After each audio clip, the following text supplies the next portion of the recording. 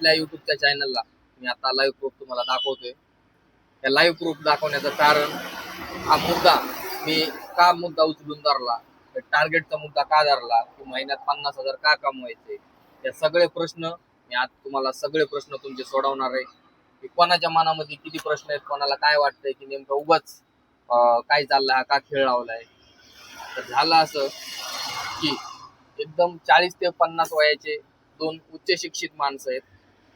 त्यांनी मला असं मानसिक एवढं कमीपणा दाखवला की ते मला म्हटले की रिक्षा व्यवसाय म्हणजे दुसऱ्याला फसवतात, रिक्षावाले दुसऱ्याला फसवून मोठे झालात, दुसऱ्यांना गंडवून मोठे झाल्यात. रिक्षावाले कधी स्वतःच्या कष्टाने वर जात नाहीत किंवा कष्टाने कमवत नाहीत.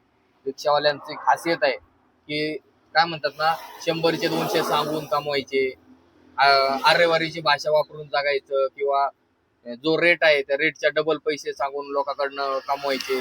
जर तुम्ही ऑनलाईन जे ऍप्लिकेशन आहेत त्याच्यावर जर 50,000 कमवून दाखवला तर आम्हाला वाटेल की खरंच तुमची इज्जत आहे.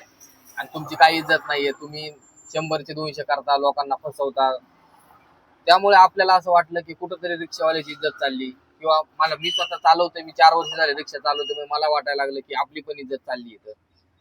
त्यांना मी याविषयी स्वतः चॅलेंज केलं की मी स्वतः करून दाखवू शकतो. ते म्हणले शक्यच नाही, रिक्षावाले लोकांना फसवल्याशिवाय पुढे जाऊ शकत नाहीत किंवा कमवू शकत नाहीत. फक्त चपटी पुरतं त्या काय म्हणतात ना, काळ्या पिशीच्या मटणापुरतं काम करणारे रिक्षावाले असतात. तर आम्ही आजकालची ज्या पिढी आहे, नवीन मुलं आहेत, आम्ही असलं काही करत नाहीत. आम्ही इमानदारीने काम करतो, मीटरचा व्यवसाय करतो, ओला उबेर रॅपिडो हे जे ऍप्लिकेशन आहेत त्यांच्यावरती आम्ही काम करतो.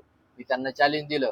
मीटरचा तर व्यवसाय काय त्यांना काय आपल्याला लाईव्ह प्रूफ दाखवता येणार नाही. त्यांना मी स्वतः चॅलेंज केलं की मी काय तसल्या लोकातला नाही, रिक्षावाले प्रत्येक जण असं एकसारखं नसतं, आम्ही त्यातले नाहोत आणि तुम्हाला आम्ही त्यामुळे प्रूफ दाखवतोय. त्यामुळे मी ते चॅलेंज घेतलं. 50,000 महिन्याला मी करून दाखवणार. ते म्हणले होऊच शकत नाही, रिक्षावाल्यांनी लोकांना लुटल्याशिवाय रिक्षावाला कमवूच शकत नाही, हा त्यांचा गैरसमज होता. आज त्यांना मी नाव घेत नाही त्यांचे, पण त्यांना ते बघतात, मला ते बघून आता त्यांना जळती चांगली. बरं वाटतंय मला की त्यांना मी हे जे चॅलेंज आहे त्यांना दाखवलंय. चॅलेंज बघून कुठंतरी त्यांचा जीव गुदमरलाच असेल. पूर्ण लाईव्ह प्रूफ तुम्हाला दाखवतो, पूर्ण लाईव्ह प्रूफ बघा तुम्ही.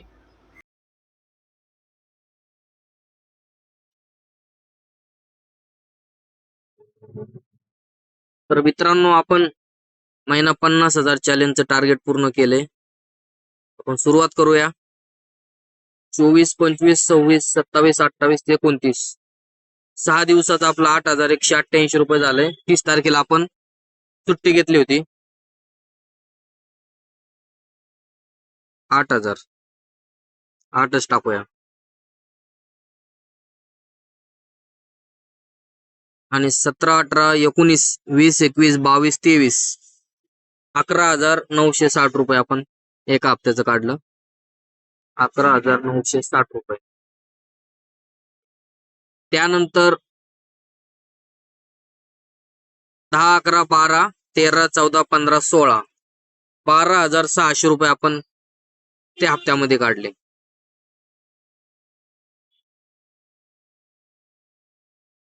यासाठी आपण भरपूर टाइम दिलेला आहे कामाला. त्यानंतर 3 तारखेपासून 3, 4, 5, 6, 7, 8, 9 11,557 रुपये. 11,557 रुपये आपण काढले. त्यानंतर 1 तारखेला 1,557, 2 तारखेला 576, 1,557, 576. आपली फक्त उबेरची कमाई झाली 46,250 रुपये. आणि आपली रॅपिडोची आहे बघा, नोव्हेंबर महिना तो डिसेंबर 0 आहे, आणि नोव्हेंबर 5,141 रुपये. ऑक्टोबर बघा, ऑक्टोबरचं आपलं येत नाही चॅलेंज मध्ये, पण दाखवतोय असंच. आपला जो नोव्हेंबरचा आहे जो 50 मध्ये आपल्याला काउंट करायचंय, 5,141 रुपये. 5,141 रुपये. 51,390 रुपये आपले झाल्यात. आणि त्यानंतर आपल्याला बघायचंय ओला.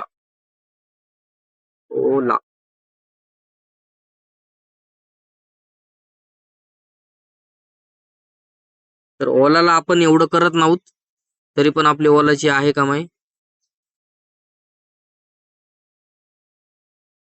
हो का 1 नोव्हेंबरला पहिल्याच दिवशी चॅलेंज घेतलेल्या पहिल्याच दिवशी आपण ओलाला 290, 98 आणि 82 आणि परत 113, 283, 103 हजार रुपयाच्या आसपास आपण ओलाला पण केलं होतं. तरी आपली कमाई झाली 52 हजार रुपये. जरी आपण पकडलं 800 पकडू, 52 हजार रुपये आपली कमाई झाली. धन्यवाद. हे होतं आपलं मंथली चॅलेंज कंप्लीट झालंय.